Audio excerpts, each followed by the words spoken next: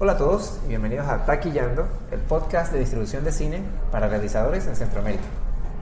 Y hoy nos encontramos con nuestro amigo Marcelo Quesada de la distribuidora Tica Pacifica Grey, que ya ha estado en un episodio anterior con nosotros. Bienvenido Marcelo nuevamente, ¿cómo estás? Muchas gracias, César. Nos da gusto nuevamente tenerte acá, siempre es un placer. Y este episodio se va a enfocar en lo que es el diseño de audiencias. El año pasado yo tuve la oportunidad de estar en un taller de diseño de audiencias que precisamente enseñó Marcelo en Sao Paulo. Y quise hacer un episodio sobre este tema que de verdad que es un reto muy grande para todos los que están pensando en el marketing. O sea, de por sí para productos que probablemente son más rentables en un mercado, ¿no? O sea, en comparación con el audiovisual, ya es un reto bastante complejo. Pues para el cine también hay que pensar en el marketing, en la promoción, en la distribución de las películas, y este es un factor que influye muchísimo en esa parte.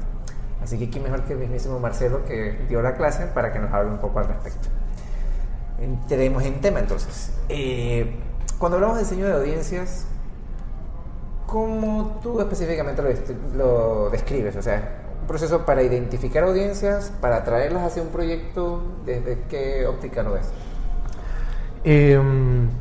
Bueno, yo creo que el término diseño de audiencias como que todavía está poco en formación, ¿sabes? De hecho, yo a veces me cuesta identificarme concretamente con llamarlo de esa manera, pero bueno, en el camino creo que es algo que está en formación, ¿verdad? Concretamente, a mí me parece que el diseño de audiencias consiste en la generación de acciones de promoción de una película que están vinculadas de una manera mucho más profunda a la esencia de la historia y que procura alejarse o diversificar, por decirlo de alguna manera, los ámbitos por medio de los cuales tradicionalmente el cine ha llegado al público, ¿verdad?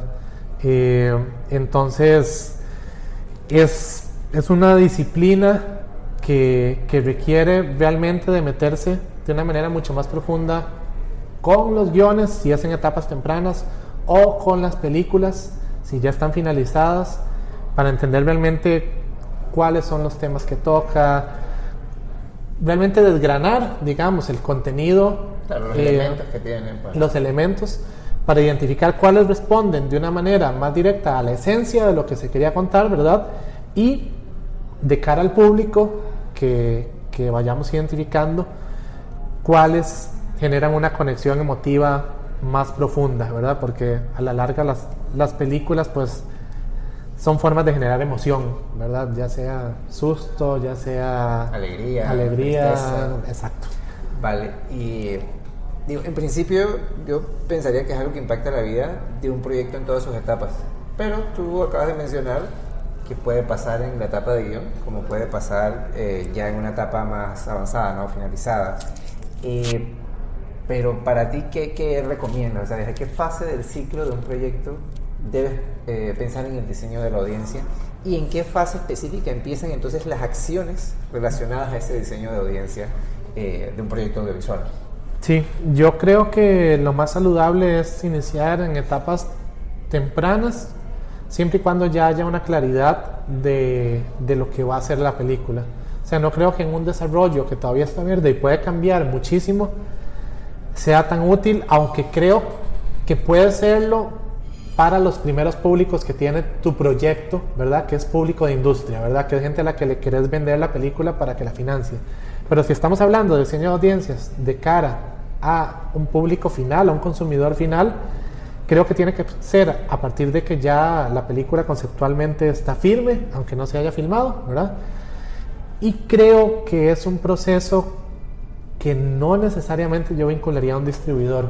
Eso es curioso. Creo que normalmente los distribuidores tienen ya unos flujos de trabajo que hace complicado que le dediquen el tiempo que el diseño de audiencias realmente requiere. Entonces yo creo que el diseño de audiencias termina convirtiéndose en una herramienta muy útil o para productores o para gente que está relacionada con promoción cinematográfica, como un PMD, como habíamos hablado, o bueno, como le queramos llamar, ¿verdad? Pero bueno, creo que es útil en etapas tempranas porque te permite poner el ojo en el momento adecuado para generar insumos que a futuro te van a ser muy útiles, ¿verdad? Y que no tengas que hacer marcha atrás. Y te permite, obviamente, entender la película de una manera más profunda. Vale, y en ese mismo espíritu de los insumos que dices que te genera, digamos que el productor realiza el trabajo de diseñar la audiencia, ¿no? O audiencias, si es que son varias. ¿De qué manera integra ese estudio al trabajo de su película o a la propuesta de su película? O sea, es un elemento que, si lo hace en una etapa temprana, lo agrega en un dossier, o es una herramienta que va a usar en conjunto luego con el agente o el distribuidor, que, pues, si bien es cierto, pues, entra en una etapa más adelantada, manejan otro tipo de cosas, o sea, más tareas dentro de la promoción. ¿Cómo en tu experiencia se ha trabajado eso en conjunto con alguien que haya hecho el trabajo desde antes? ¿Simplemente lo pone como parte del dossier o hay algo más que pasa? Yo creo que una película en el camino se va a encontrar diferentes tipos de audiencias, ¿verdad? Y hay una primera audiencia que tenés, que es la industria, que te va a ayudar a que la película suceda. Yo siento que en esa etapa esta lógica puede tener aplicaciones concretas, ¿verdad? Para asegurarte de que realmente lo que estás poniendo en papel resuene dentro de la audiencia a la que quieres llegar, ¿verdad? Y parte de eso también es conocer muy bien a quién quieres llegar, ¿verdad? Dentro del público de la industria. Ya obviamente como insumo extra para darle peso a tu proyecto como un todo, o a tu carpeta, creo que sí, digo, va como parte de tu carpeta, ya pensado en esa audiencia final, ¿verdad? A veces cuesta visualizar esto en lo concreto, y yo soy consciente de esto, y muchas veces puede que esté vinculado a materiales específicos tradicionales, ¿verdad? Pero ¿qué pasa si entras en una etapa temprana? Nosotros, por ejemplo, en el 2017 hemos hecho otro taller en el que era con películas en etapa de guión, y había una película que era una historia de amor en la que había mucha música y había una escena con una banda importante, ¿verdad? Entonces nosotros le planteamos al director, ¿qué tal si en esta escena, que es con una banda importante, te alias con un festival de música como el Lollapalooza, que existía en Brasil, y hacer una especie de performance en la que tu protagonista se sube a la tarima y ahí hace como el discurso de amor hacia el otro personaje, ¿verdad? Era una idea como muy top of mind, pero dentro de la lógica de la narración que él estaba haciendo tenía sentido, ¿sabes? No era como accesorio, no iba a cambiar la esencia de la historia. Y resulta que 2 años después los volvimos a ver y lo hicieron. Y entonces, a pesar de que en ese momento en la Lollapalooza todo el mundo dijo, ¿quién es ese loco que se subió? Ya ahora que la van a estrenar, ese va a ser un gancho importante, porque se había enfrentado ese personaje frente a una audiencia de 70,000 personas que dijeron, ¿quién es este loco? Probablemente hicieron un story, le dijeron a alguien, y bueno, fue una aplicación concreta de una acción alternativa, ¿verdad? A lo que hoy es que el diseño de audiencias tiene que ver mucho con el juego, ¿verdad? Y con esta idea de encontrar diferentes formas para conectar con tus públicos, con tus audiencias, ¿verdad? Y por eso esto, si hubiera sido en una etapa tardía ya de una película completa, no hubiera existido, ¿verdad? Ahí nos benefició haber entrado en un momento adecuado, más allá de haber tomado una buena foto para un afiche, ¿verdad? O este tipo de cosas. Claro, una dinámica que se integra dentro del proceso de la película. Correcto. Vale, muy bien.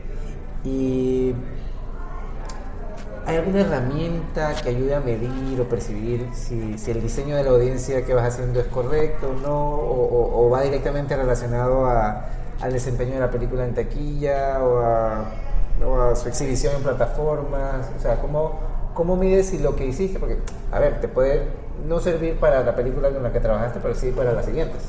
El hecho de que no sirva para eso no quiere decir que no haya un aprendizaje, pero ¿cómo logras medir eso? ¿Solamente al final, cuando ves la taquilla y el performance en plataformas? Esto es como muy personal, no estoy seguro si el resto de personas vinculadas a este ámbito lo compartirán, pero para mí, para mi proyecto, el estreno de una película es la oportunidad de generar una conversación, ¿sabes? Y sentimos que en la esencia de este oficio, cuando alguien decide contar una historia es porque quiere generar un diálogo alrededor de un tema que les resuena, ¿verdad? Entonces, entendiendo las películas desde ese lugar, nosotros vemos dos tipos de resultados. Uno, que es tangible, numérico y económico, ¿verdad? Que tiene que ver con cuánta gente fue, y que creo que ese pues lo sabrás hasta el momento en el que sí empiecen a llegarte los resultados de la ventana en la que estés funcionando, ¿verdad? Pero yo creo muchísimo en otro que es más cualitativo y que tiene que ver con la profundidad del diálogo que se generó y con la profundidad del vínculo que se generó entre la película y la audiencia. Entonces, ese es más difícil de medir. Claro. Pero de alguna manera creo que por medio de redes sociales y por medio de un boca a boca podés empezar a entender si realmente también funcionó desde ese lugar. Y si lo que la gente vio en pantalla se quedó en 2 horas en la pantalla y de ahí nunca pasó nada más, o si realmente le permitió pues generar un diálogo más profundo y sintió una necesidad de hablar de ese tema o algún cambio que haya generado en exacto. El público, ¿no? Y no tiene que ver necesariamente con hablar de la película propiamente, sino con la conversación que la película motivó, ¿verdad? Y que eso sí puede tener resonancias mucho más ampliadas. Claro, claro que sí. Yo leí en una entrevista que te hicieron hace un tiempo, que el cine independiente local se enfoca más como en nuestras historias de día a día que en las grandes problemáticas sociales a nivel mundial, que es lo que acostumbras a ver en festivales grandes, ¿no? Como que tienen una posición política, tratan de ser políticamente correctos o socialmente correctos. Y pensando en nichos, ¿esto es algo que tú consideras a la hora de distribuir contenido internacionalmente o también a nivel de nuestra región? O sea, es decir, el tipo de estética y de narrativa de nuestro cine ya es recibido por las audiencias locales de la misma manera, pensando en estas historias del día a día, más allá de las problemáticas internacionales de inclusión, de igualdad, de género, de grupos sociales y demás. O sea, las historias del día a día de nosotros, cuando tú trabajas con una película centroamericana, ¿los nichos la asimilan ya? Dentro de la región. Sí.